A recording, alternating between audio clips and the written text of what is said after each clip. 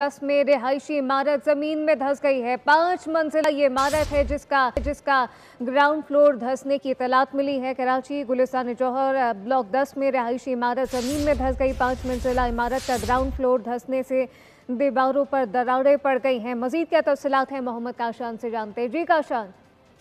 जी बिल्कुल, देखें गुलिस्तान जौहर ब्लॉक 10 में 5 मंजिला रिहायशी इमारत जमीन में धंस गई है, जबकि रिहायशी इमारत का नाम है यासिर टेरेस का ग्राउंड फ्लोर धंसने से जमीन और दीवारों में दरारें पड़ चुकी हैं।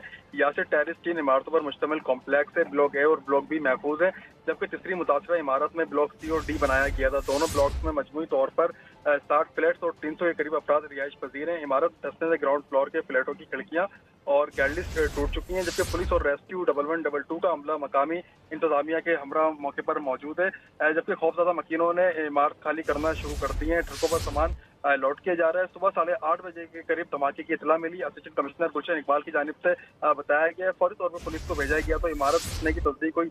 पुलिस ने पहुंचकर इमारत को खाली कराना शुरू कर दिया है। इब्तदाई इतलात के मुताबिक करीब नाले का भाव है, जिसमें तेजी से इमारत की बुनियादी मिट्टी जो है वो बह गई है।